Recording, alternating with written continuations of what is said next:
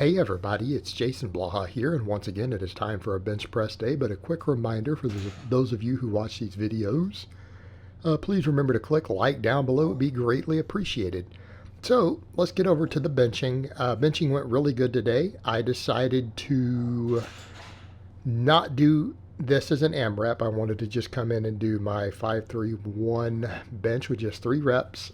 I focused on coming in and just getting nice solid pauses on all the reps when I got there, and I'm pretty happy with that. Like, I know my bench is going up.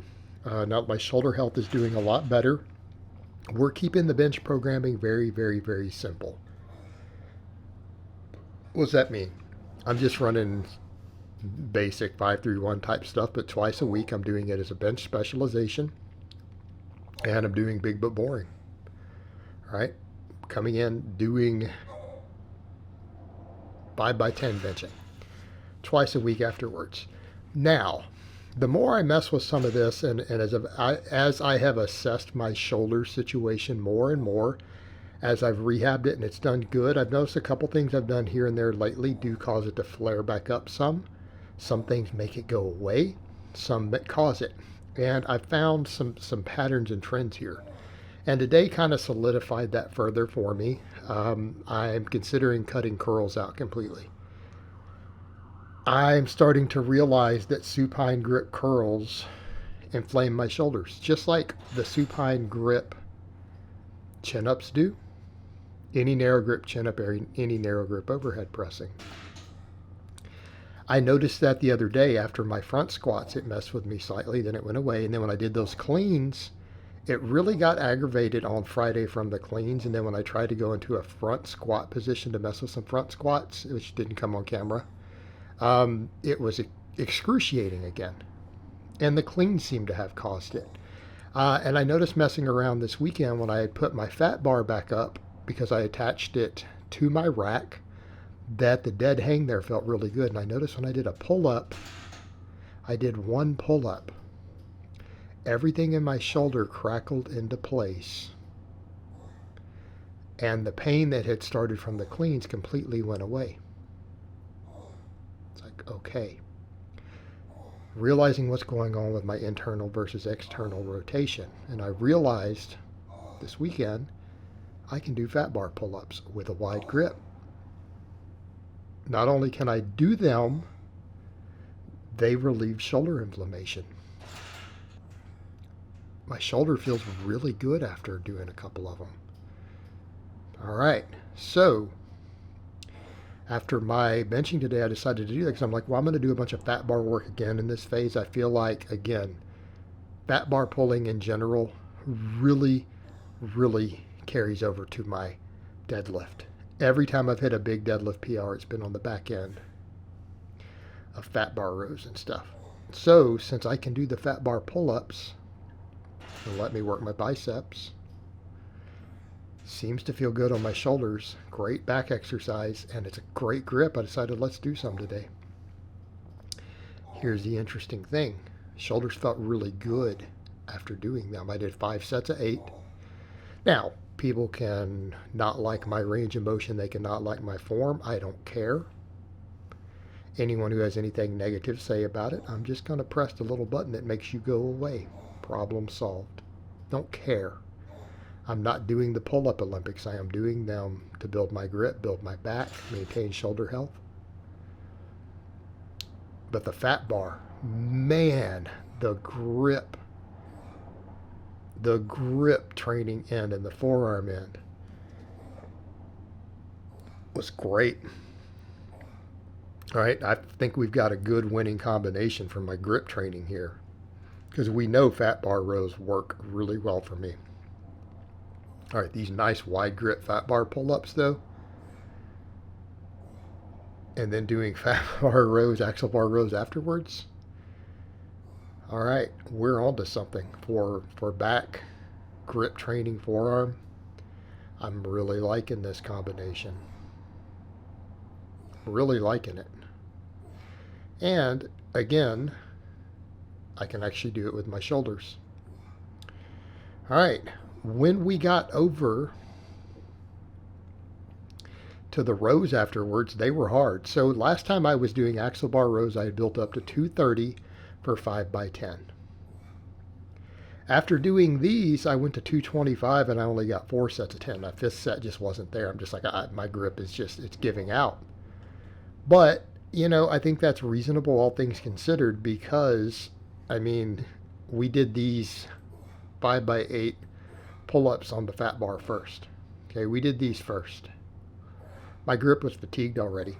So by the time I got to these rows, it's like, man, this was tough. I struggled with them a little bit, and it's like, my God. But we think in terms of, again, the grip training, everything else, we're good. And I got a lot of bicep activation. Okay, got a lot of bicep activation here. So here's the thing that I'm realizing. I'm going to have to double down on tricep training. And as I said the other day, you know, people are like, and I've actually had people call me out on this. Of course, I just ban them. I don't give a shit. I'm not interested in people's criticisms. People need to realize that at this point. I'm not really not interested in your criticisms. I don't care. I'm just going to ban you. This is not the place for it. Go start your own channel. But I've gone back and forth of, do I need to be doing bicep work or not? And the biggest problem we run into with the bicep work is the supine grip, because look how much the chin-ups sometimes end up inflaming my shoulders. Okay, I got a lot of bicep activation between all these, especially if I start doing 5 sets of the pull-ups and then 5 sets of the rows, both upper days. That's plenty of bicep work. Plus if I mess with some face pulls and other stuff, a lot of bicep work. I did the fat bar curls today, and while, again, I like the extra grip training and the bicep work and everything, I can't say that I felt them in the grip as much as I did these other two movements. So as far as a grip tool, they're inferior to these other two. They're nice. They're not on the same level. I didn't feel any more bicep on them than I did on the pull-ups, which makes sense given what we know about research on pull-ups. They're a maximum bicep exercise, all right? Especially as volumes go up. So here's the thing that I noticed. My shoulders felt good until I got to the curls. I got 2 sets into these curls and noticed again that left shoulder starting to get inflamed in a place that hasn't even been inflamed. That the cleans didn't hurt it in, because the cleans hurt it like in the infraspinatus and stuff, that area. And on the front side, you know, and I'm starting to think that guys like winning her right when they're like, look, this supine grip stuff is not good for longevity. It's going to jack your joints and things up. Right? Because here I am noticing it right here. Right here. Right there in my left shoulder, just underneath the anterior deltoid. Started hurting. That one little rotator in there started hurting from doing these. Okay. So the question I'm asking myself is, do I really need these curls? Is it worth it? Trying to chase biceps when I can get them from the pull-ups and rows. And this is energy I could be putting into my triceps, which are going to affect my performance more, and they're the smallest muscle in my upper body. When you look closely, you guys have seen me shirtless enough lately doing things. It's very clear my triceps are smaller than my biceps. It's very clear my triceps limit my bench at times. I really need to double down on the tricep training. Look, pull-ups and rows can handle my biceps. And I laugh because people, I'm not going to measure them on camera. They're bigger than people think, and it's because they don't realize the scale of my size. That's the issue. They don't quite realize how big my torso and legs are. So guys are thinking I've got 15, 16-inch biceps. No. I'm just that big. But my triceps really are lagging. So I really should double down on the tricep work. So if anything, I already realized at the end of the day I was going to do a bunch of band press downs, which I did. But I wonder if more tricep work in general is going to be the way to go. Like if I have extra recovery on some days, add some close grip benching after the main benching again.